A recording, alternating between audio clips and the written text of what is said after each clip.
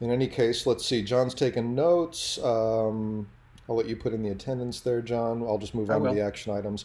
All right, so I know most of my action items remain undone. I had a very busy week, so I'm going to skip some of these. I did touch base with Everton over the last few days. It turns out the reason he wasn't responding to my emails is because he's been in the hospital. He had an awful case of food poisoning that turned into some kind of an intestinal infection or something. He was in bad shape, so he is home and recovering now. Hmm. And yeah, so that's why, because it was very, very unusual for Everton to be incommunicado, and that's why.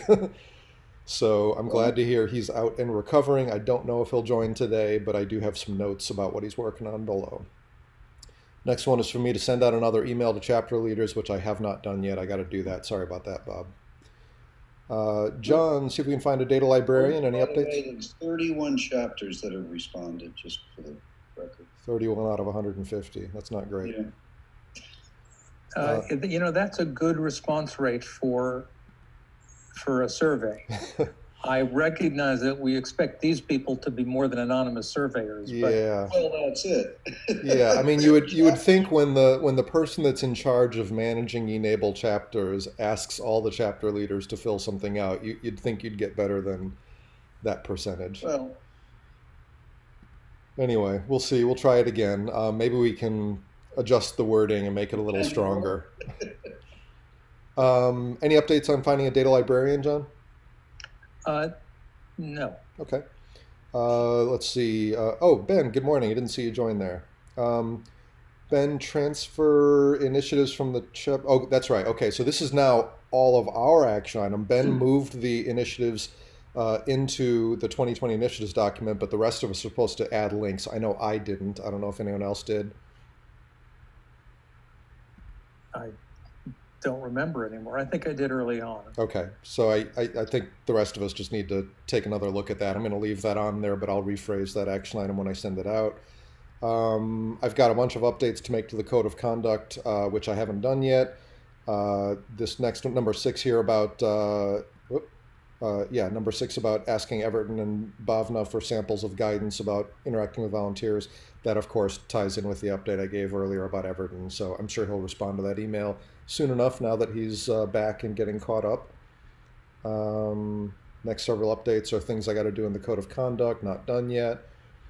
Number 10, add the April event to the e-NABLE Hub calendar. I've not done that yet, but the reason is because we're still not quite ready for that. I'm getting ready to launch the new Eventbrite page and the schedule page. And as soon as we launch that, which I expect to be around Monday, then I will put it on the calendar because I need that Eventbrite page to link to. So we're very close. We had to lock in a couple of last presenters. So that'll be on the calendar soon. That should be a nice event.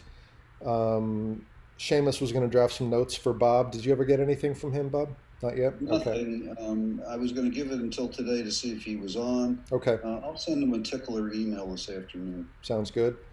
And then Bob was going to send a fundraising proposition to the appropriate Dell contacts. Now or after I receive it. Exactly, yep. John, complete the application for getting Google Ads. I think you did that, right? Well, I did, but they keep on circling back saying you haven't done A, you haven't done B. I actually did find a handle for what might be a human who can help figure out where the problem is. Okay. Yeah, that can be a little challenging working with those applications. Ben, create a post in the hub looking for somebody to help with Google Ads management. I think you did do that, right? Yeah, and I did the one from last week too. The Google Ads was from 2 weeks ago. Oh, okay. And just from as an add-on to that, it seems like the issue that we've talked about in the past about the feed hiding posts. I CC'd you on an email about that to HumHub. I did some testing, and it seemed like the post that I made about the unmet needs, the volunteer job, was in the feed. It was in my feed in the beginning, but then disappeared. So that might be some of the issue with certain posts not getting attention, is it might not be showing up in those feeds. All right. So have they given us any? I didn't have a chance to read the email in detail. Have they given us any indication of what they're going to do to fix that, or where that stands? there's a little bit of back and forth. He did notice that there was some issues going on with the refresh of the feed. And then I just sent him, I think it was just yesterday, the day before, an email with a really pretty specific case saying, here's this one post. Okay. Try this, see what happens. There's a hack around that you can always add a comment and then it suddenly appears again and it feeds, but I don't know what's going on with that. It'd be great to fix it. So that could explain. Well, I mean, I know the forum feed, like you said, it sorts them by most recently updated. Is there a possibility that this is as simple as they only show the latest, X number of posts and the rest of them are just, beyond that and they've fallen off the page, or is it something more? It's something else.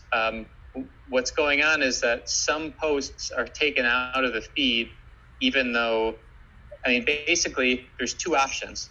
One is by creation date. So anytime somebody creates a post, it sorts it by that date. Okay. The second one is it's called last updated, which means if somebody edits that post, if somebody comments on it, it goes back to the top of the feed. So there are posts that have been created recently that have even more recent comments, but don't show up in the feed where they should be. Interesting. They just aren't there. Okay. So that might be one of the issues going on with certain posts not getting feedback. And it really also makes it clear that having a greeter would be really important. Somebody that would, seek out all the posts. And there is a way, as far as I can tell, the creation date allows you to see all the posts. It's the last updated one that takes some of them out. Okay. I'm going to send you a link after this, Ben. There's actually a HumHub.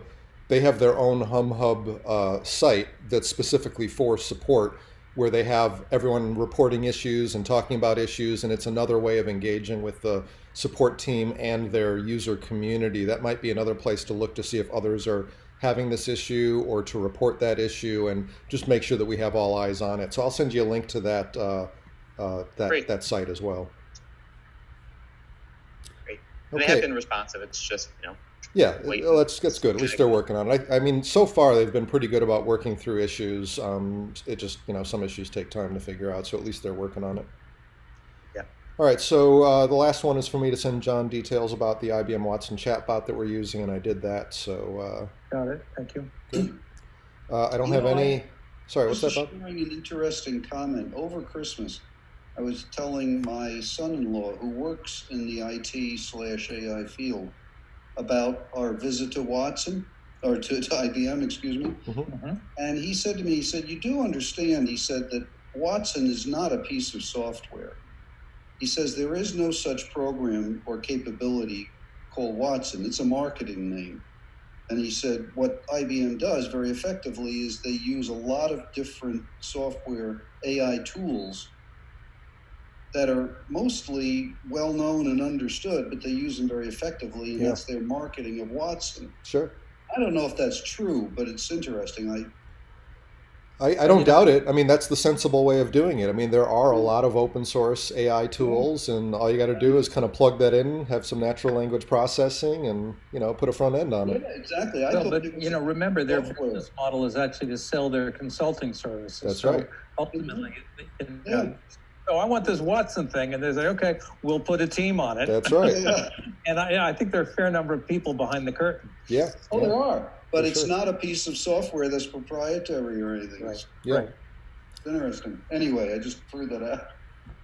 All right, let's move on. I don't have any introductions for today. Would anyone like to add anything to the agenda?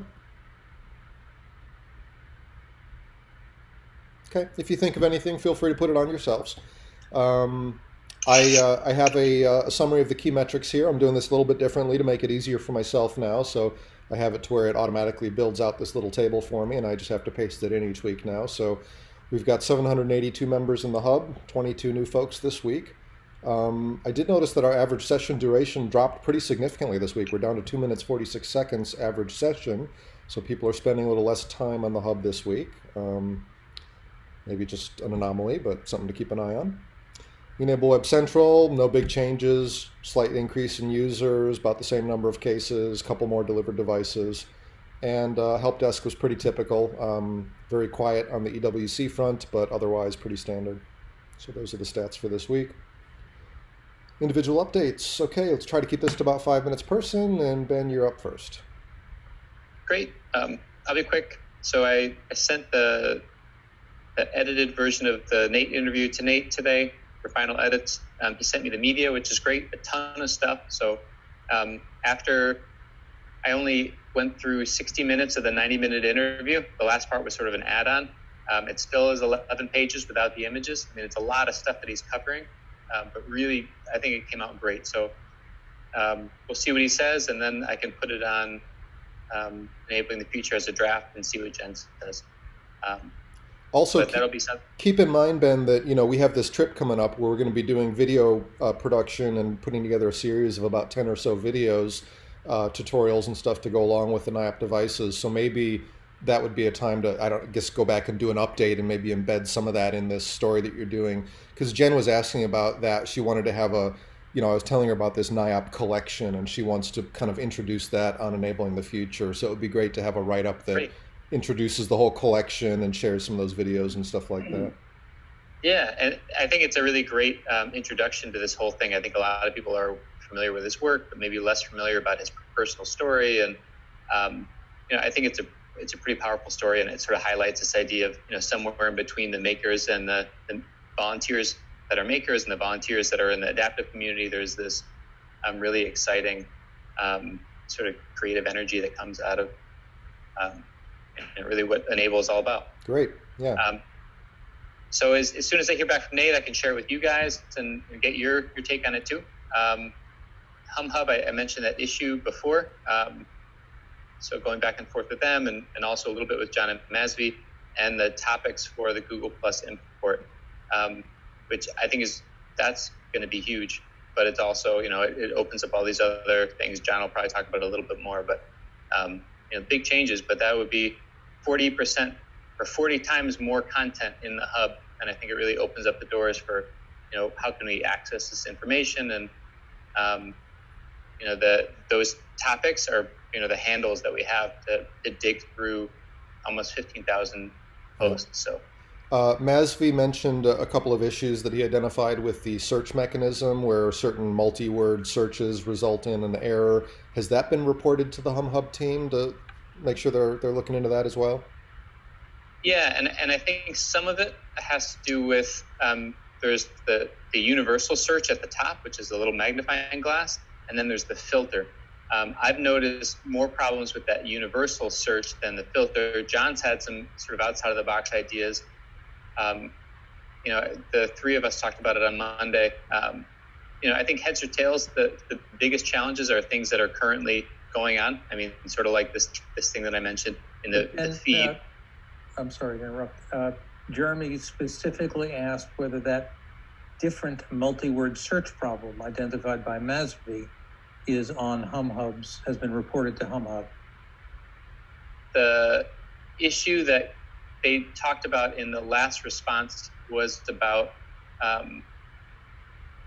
basically, what was it? About refreshing the feed, but not about the search. Right. I think the answer is no. Yeah. So I think we need to get that on their radar, because that's a very separate issue. I mean, if you put in, I tested a few different searches, and if I put in a couple of words, I can't remember the one Masvi used, something like, in and then a certain company name, and it just came back with an error. But then I did a different search for multi-words that I knew appeared in a post, and it worked fine. I mean, it came up. So It's not that all multi-word searches are causing issues. It's just certain multi-word searches cause an error, and it's a very strange thing. It clearly seems like a bug. So I think they would, if we give them a specific example, run this search and you'll see the error, they should be able to fix it.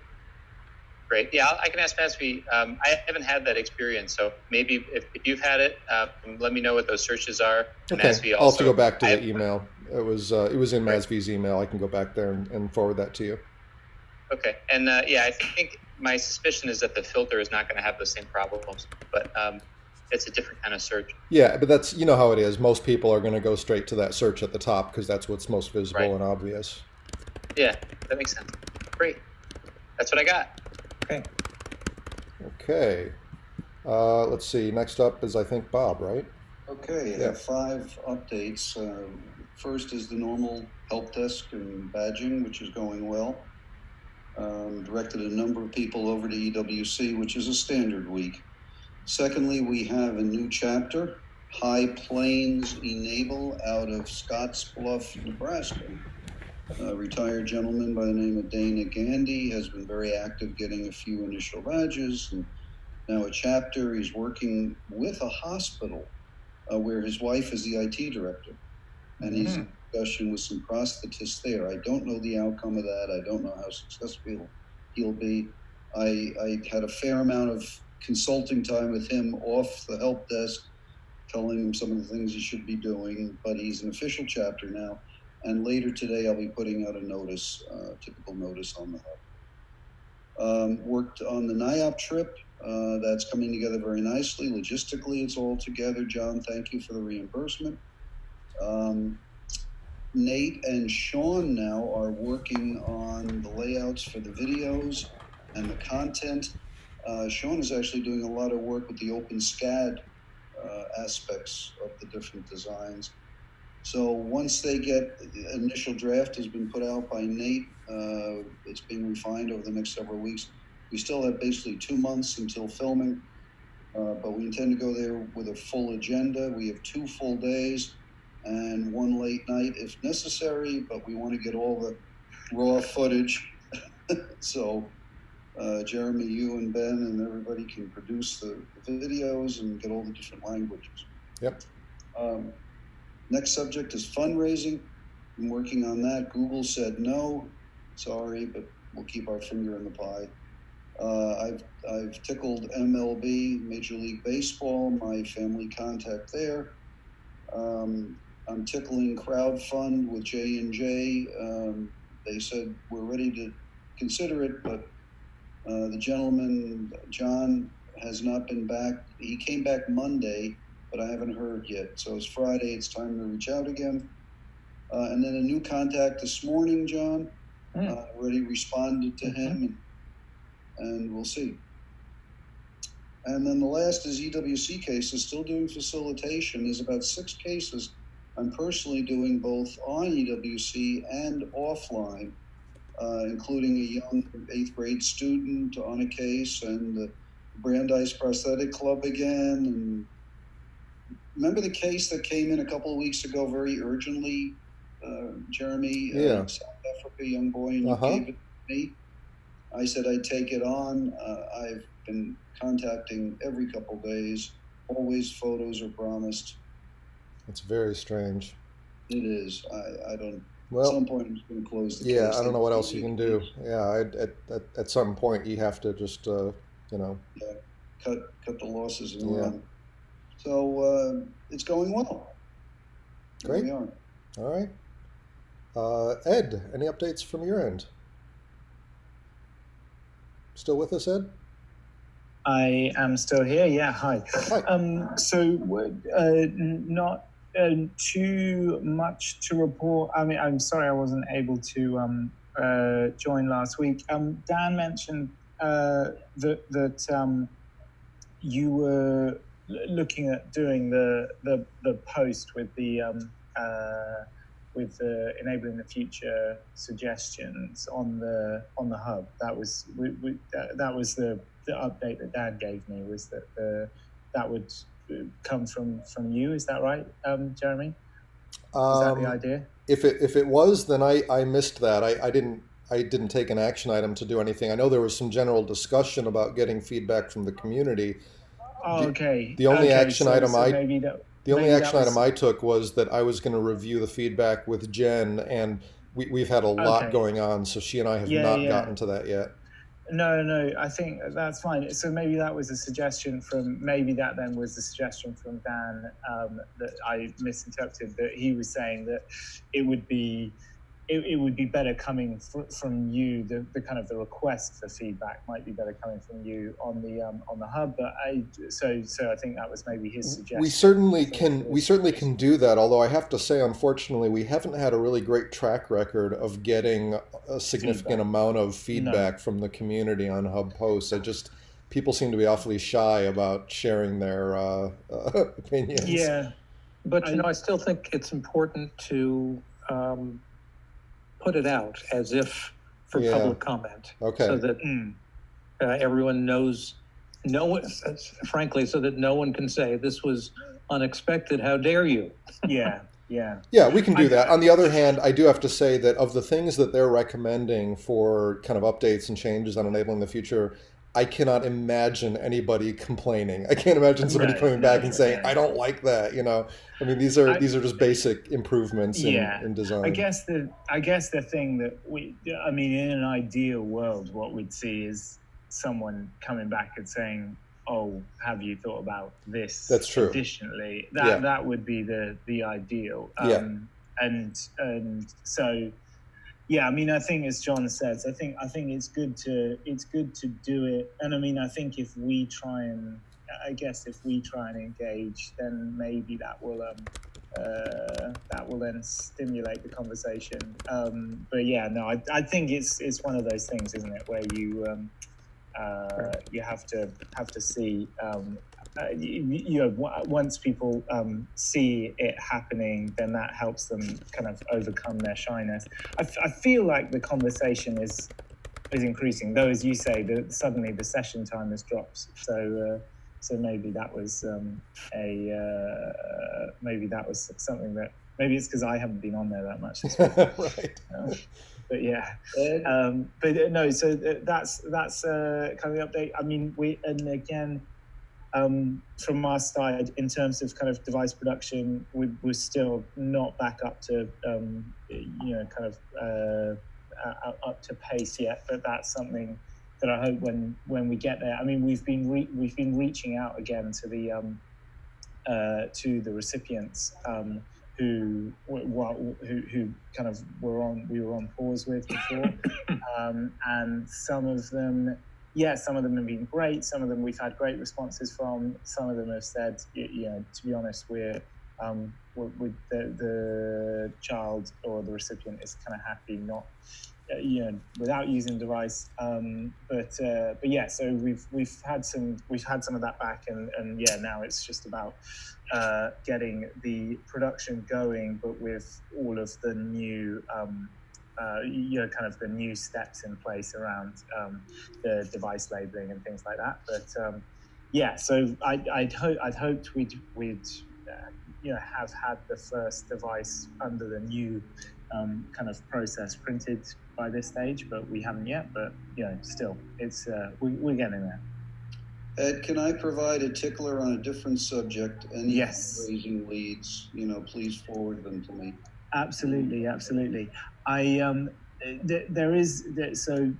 There's another event going on at the moment that I'm involved in, which is in a kind of similar space. Another kind of fundraising event, which is it's slightly. It makes it slightly difficult to have the conversation about another kind of nonprofit. That's taking place in 8 weeks' time, and so I think then after that, because I think that some of the people involved in that, I think would be okay to support that. So as soon as that event's out of the way, then I think I can approach them and say, okay, oh yeah, have you heard of e-NABLE? No, I appreciate it. So yeah, no, but definitely it's in my mind on this stuff. Cool. And yeah, so that I think that's the update from my end. Okay. So Everton's not with us today. I shared an update earlier that he had been in the hospital for a while due to some food poisoning. He's out now and recovering, but just this morning he reached out to me to let me know that he's working on compiling data from their e-NABLE cases. And I put a screenshot here in the notes. It looks really impressive what he's building. And there's a great sort of a dashboard that they're putting together, breaking down all kinds of statistics and data points. So I really look forward to hearing more about that. I actually just shared with him a copy of the data from e-NABLE Web Central because he says they have a meeting with some authority in their region. I can't remember who it was, where they're going to be sharing this data, and he wanted to include data from e-NABLE Web Central. So I gave him a copy of our data so that his team can kind of pull that into a sort of a combined dashboard like this. So it sounds like they're doing some great work on data analytics. Yeah. It's a beautiful thing. If I'm not mistaken, didn't Everton send out something about the way they manage their conferences in regard to NableCon? He did, which I haven't gotten to yet. He shared a work breakdown structure for what they've done for events, so I am going to go through that, and I'll incorporate whatever's relevant into our project plan. I just haven't done that yet. So he's sitting up and taking nourishment. Yep, he seems to be on the mend. Good. Okay, so my update, I don't really have much to report right now. It's been run-of-the-mill stuff. I will talk a little bit further down about what we've been up to in the way of conference planning, but as far as individual updates go, nothing comes to mind. So I'll pass it over to you, John. Okay, I did add an item to the agenda, which is my third bullet in the notes now. Anyway, there are several events coming up. First of all, I will be away week after next for a week in Costa Rica, February 1 to 9. On February 22nd, New York State's second largest school district, called Wappingers, is doing an in-school equivalent of the Maker Faire, which is heavily featuring e-NABLE activities. And I will be there. I suspect Ben will be there also. They're putting out a press release about that, but they're doing some really great stuff in a district-wide educational system.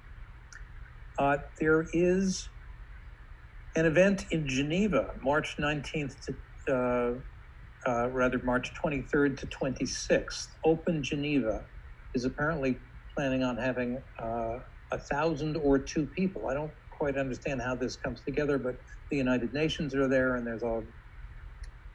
Geneva's a special place. It has to do with open source assistive technology hardware, and one of their 4 featured projects would be e-NABLE. They are writing a proposal this week to get funding to bring several e-NABLE people there, and hope to do something about that. So I actually wrote to Maria and Safe about this. Safe can't participate, but she's interested. Maria has not responded. Interestingly, Shikshyam Gautam from Nepal, who's been in our online collaboration spaces for quite some time and has been an active and enthusiastic e-NABLE person, is probably going to be going because she contacted them independently.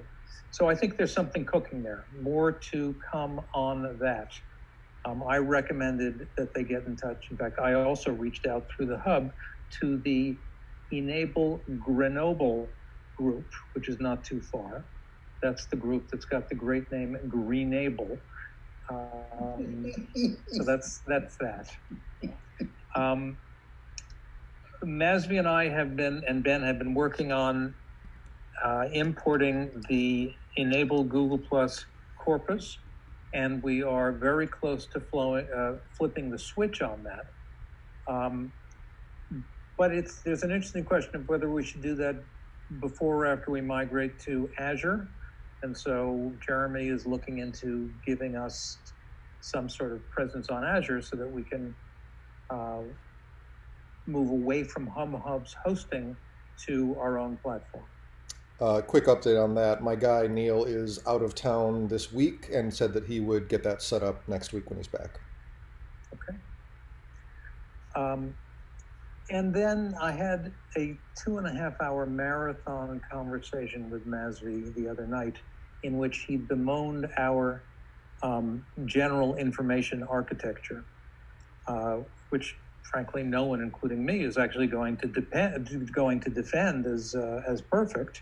The irony is that we get some stuff done despite the fact that it's a mess, but the mess is something he really would like to do something about.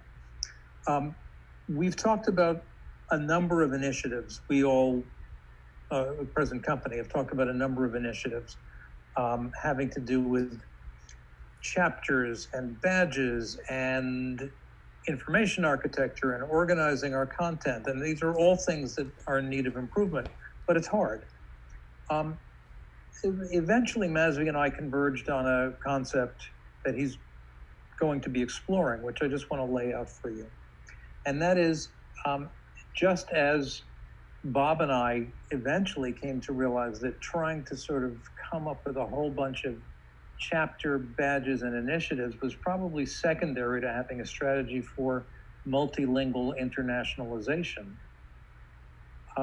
We also realized that getting our documents organized in a single repository, which is searchable and browsable, etc., might be secondary to deciding which documents are most important, simplifying their language, and then getting them into a process by which they can be translated and searched and found in various different languages.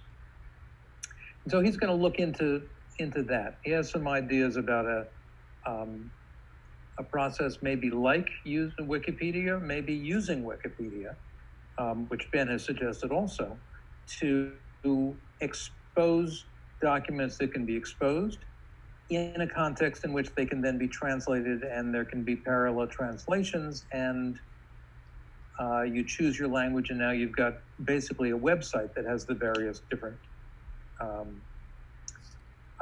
languages available. It's an interesting concept because certainly our multiple, redundant, and often not concise documents want to be distilled into a small number of less redundant and more concise and perhaps more visual documents, which would then be something that could be translated more easily and might create sort of a new parallel multilingual platform. Anyway, that's cooking. Mazvi is looking into it. It was something he thought he could get behind, and I just wanted to put that on the very table. noble effort. Yeah, it'd be great to link into Mazvi on that and just maybe chat with Mazvi about that, because I mean I think that, as you say, I mean that simplification of the process before we put the documents online, simplifying them, I think that's something that will be crucial. So yeah, I think it would be good to and I think that aligns with the initiative that I'm sort of championing around, kind of combining and simplifying our online presence. So it would be great to speak to Matthew about that so that we can coordinate our efforts and hopefully make that as kind of efficient and effective as a process as possible. That's great. As an international consulting firm, does Deloitte? Well, now I'm reminded now actually that just last week, and I forgot this when my conversation with Mazzi, Seamus was talking about resources for translation. Yeah, he said they have a team that'll handle the core 12 languages without any issue. Whoa, I'll get back to Mazvi on that. Today. It's amazing that I forgot that and then remembered it today, but that's great. That's why we have these little chats. I was beginning a sentence that said, Ed, does Deloitte have any? Yeah, I'm not aware that we actually have, because we don't produce documentation in the way that Dell does. I don't think we actually do have. Okay. I think we don't have an in-house or a contracted agency that we use. We always will do it on an ad hoc basis because we generally don't.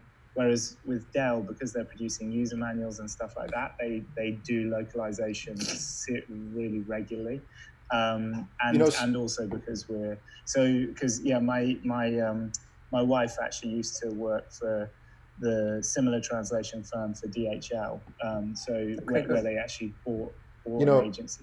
John, so I think that's why Dell have that. John, since that's such an important issue to us, and since clearly Seamus is a very busy person, I wonder if we ought to make a push to have him kind of make an introduction for us to somebody on that translation team where we could kind of engage directly with somebody and make some forward progress on that.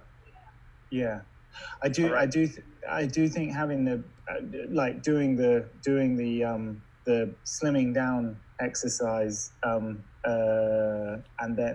obviously then doing the translation exercise obviously makes sense because right. What I liked about this particular approach is that the challenge is to create a pipeline for documents or issues, and it will have benefit as soon as the first document comes out of it. So many of our problems are very wide, and so one might wish, as you had discussed, that we could take all of these documents and sort of come up with a whole damn thing.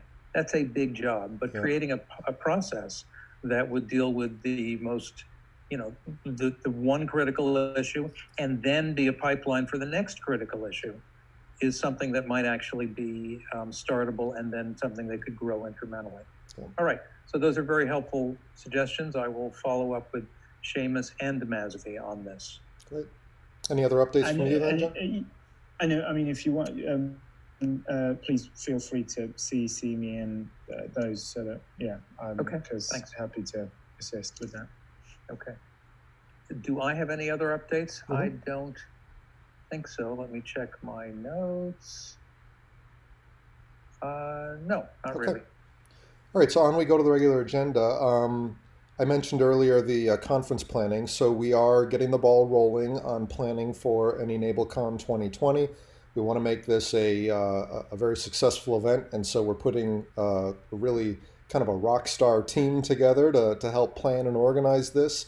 So far, I mean, we're still kind of in the process of organizing the team. I'm going to be doing project management for the event. We've got a nice tool set up to help with that collaboration and task management. I'm hoping that Maria is going to be filling the role of conference director, and Jen is going to be handling event planning and social media. Bob is going to help us out with sponsorships and fundraising. Ben's going to be helping us out with messaging and communications. John is certainly involved, though I haven't defined your role with a title or label yet. I'm hoping that the others on this list, Everton, Chad, Rodrigo, I'm hoping that you guys will help me to sort of define your roles according to your interests, and we'll get those added in here. But I think it's a great team coming together. We're going to work to set up bi-weekly planning meetings starting in the near future. We're hoping to start actively promoting this event around the April timeframe, which would give people a good 6 months to make their preparations and make sure they can participate. So hoping that we can put on a really great event this year and get great participation. A note on the fundraising, as long as I brought that up, we've had some email back and forth on this, and what we're kind of leaning towards is that if we can go after sponsors and do fundraising for this event with the goal of exceeding our event costs so that we can completely cover the expense of the event, have a surplus, and have that surplus go into the e-NABLE fund, we can that way have kind of a dual purpose fundraising effort where we're not, these aren't conflicting with one another. We're not kind of, stealing from one effort to deal with the other. If we could have kind of a consolidated fundraising effort and exceed our needs for this event, we could have a nice chunk that goes into the e-NABLE fund then, and that it would be nice if we could achieve both of those goals. So that's what we're shooting for. Is there anywhere in particular with thinking of, because I mean, again, just how we might keep the costs of the event down, whether there's because we've got quite far out, if there's a Deloitte office that we could then use for kind of hosting, and for whether there was anything that we could do in that regard to kind of help keep the cost of the event down. If you had any thoughts on where it was going to be, I could then reach out to that office and just let me get back to you on that. I'm waiting for input back from Maria. As long as if she's able to participate as I'm hoping, then the venue would probably be the same as last year at University of what's that? Baltimore. Yeah, in Baltimore. Yeah, in College Park. She's already got contacts. I think she has pretty good the costs are pretty low on those Pretty low. venues, from what I Okay. understand. But if that doesn't pan out, or if there are more costs than I was expecting associated with that, then we will absolutely reach back out to you to see what we can do. Yeah. No. Well, Thank I you. mean, it'd be nice. It'd be nice to, because it came up on us quite fast last year, but this year it'd be great to be able to get some of the people from the local office kind of involved as well. Yep, that's the goal, is to get the event page up and the details shared way in advance, so everybody has opportunities to join. Cool. All right. Our next topic here is Google Ads, and I think we touched on this before. So John is kind of working his way through the application process. If we're able to get that done and we're able to get some credits or however that works, then I guess the idea is for Ben to, oh, actually, I take that back. Ben already put a call out through the Enable Hub to get somebody to help us with ad management. So basically, we're waiting for somebody to take us up on that. We might have to, put a renewed request out there if we don't get any takers. But the idea is to find volunteers or a volunteer to help us with this. And I can do some mentoring. I do have some experience with the Google Ads platform, and we'll hopefully be able to get some ads going to build more awareness for Enable and the Hub and Enable Web Central, etc. Any other thoughts or notes on AdWords? Anything along that? Nope. No. Maybe just something to add to that whole process. At the end of this meeting, we can look at the next volunteer call out. Identifying mentors is something that I've been, it's come up in the conversation anyways about people that can be involved. For AdWords, it would be you, Jeremy, and then I could help with some design stuff. So maybe as part of that process, we can think of mentors and then have it be on the mentors to follow up with that post, so that the mentors for each of these volunteer opportunities would be maybe adding some comments in the hub, and also maybe tapping some shoulders. Yeah, that's a good idea. And actually, that brings us into our next topic, which is the volunteering needs. So let's talk about what we want to put a call out for this week. Did we get any response from last week? No, and again, from last week specifically, I noticed that it's one of these disappeared posts. So I've left it as a disappeared post because it's a great example for HumHub to see what's going on. Although, Well, then, so with that in mind, do we want to put out another? So do we want to put out another call for another volunteering need this week, or do we want to hold off a bit until we get that issue resolved? I think it'd be fine to put it out because it's something, as far as I can tell, that applies to all posts. So, and is it and is the way to make sure it definitely gets noticed for just one of us to comment on it and say this is a great opportunity, and then we could really use some help on this. Yeah, well, that'll certainly help. Yeah, and then every time. Right. Yeah. Every time somebody comments on it, based on how the platform is supposed to work, it goes back up to the top of the list. And I've noticed that even on a disappeared post, if I added a comment to, if I found a post that doesn't show up in my feed through the content creation date sorting, and then I comment on it, it pops up. It undisappears itself. So I know that works. It's a manual way to do it. It's not how we should be doing this. I'm leaving the other one ghosted because it's a good example for HumHub to hopefully fix the whole problem. But I think we should go ahead this week, and then the mentors for the volunteer opportunity can just monitor it every couple of days, add a comment. The other thing that we can do, Ben, is we could each week, whatever the call is that we're putting out, we could make that a pinned post in the forum. I know we don't want to have too many pinned posts, but we only have one right now.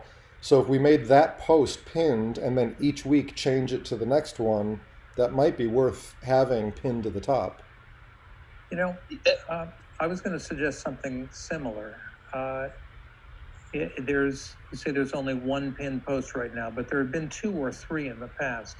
I'm thinking maybe the format of the one and only pinned post should be a directory to other posts that we want people to look into. For example, right now, That's a good idea. Yeah. right, we don't have the welcome newcomers thing, and yet we have 20 to 30 newcomers each week. That's a good point. You know what, John, I like that. I'm going to take that as an action item because that's pretty easy to do. Let me go ahead so I'll create a sort of a summarized pin post that links to other posts. I think that's a great idea, and it'll streamline things a good deal. And then that weekly call for volunteering needs can be one of those that we call attention to there. That's right. Great. And I guess I would just suggest, let's try to keep those pin posts short, because when we do have 2 or 3 posts and then people are commenting on a pin post and then adding content like videos in their comments. No, that's why I like John's idea, because it's going to be it'll only be one pin post, and it'll simply be a short list of bullets with, links to other posts. So it'll be nice and short, and that'll help. Great. And I think we can even turn comments off if we wanted to. Okay. And then looking at the unmet needs, does anyone have thoughts about what we should then focus on for this week?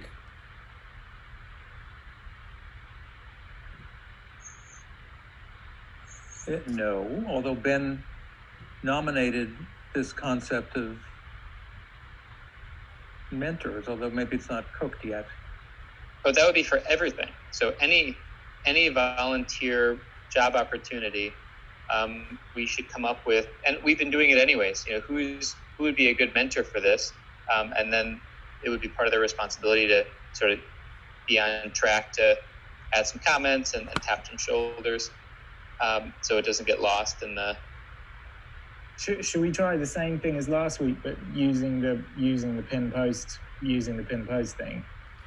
Sure. I mean, I'm going to do that anyway. I mean, I'm going to create this single consolidated pin post, and I will link to all of our outstanding, volunteering need calls. I guess given that last week might not have got the attention it deserved, I think maybe is worth another. No, I have that feeling too. I would suggest that we, without leaving the diagnostic sunken post sunken, leave it sunken, but then send a magic link to Jeremy so he can find the damn thing, and he'll put it on the new abbreviated billboard pinned post, and we won't generate a new one until we've done justice to this one. Okay, I'll do that. I wonder as well about because on that link, I feel like editing it each week so there's at least the headline of what the unmet need is before you click on the link. So not the detail, but just the headline. That's exactly the idea. Yeah. Yeah. Okay. Cool. It should look subtly different each time so that it does catch your eye each week when it's fresh. Yeah. Yep. Because I thought Ben's post, I thought it was great. Because I saw it through the email notifications. I thought it was a great post, but it's a shame that it got hidden. Do we want to have the hub welcome committee be the volunteer opportunity for this week, or do we want to go back to the Google ads? They're both going to be in there. What I'm going to do is, in this consolidated post, I'm going to have one line item that'll highlight each of the open volunteering needs that haven't yet been claimed. So in this case, there's going to be 2 bullets, one for the ad manager and one for the greeter. They'll both be highlighted in there, and it'll link to the appropriate posts.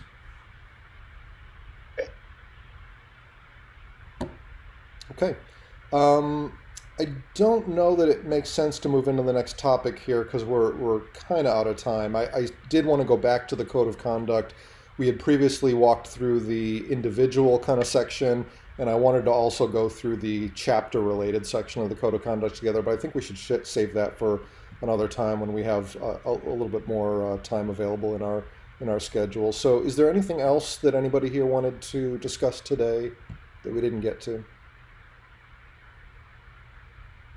Okay, well, then I think we can wrap it up for today, and I'll get a recording out as soon as possible, as usual, and we'll regroup next week. Have a great Cool. week. Thanks, guys. Thanks, everyone. Okay, thank you. See you. Bye, everybody.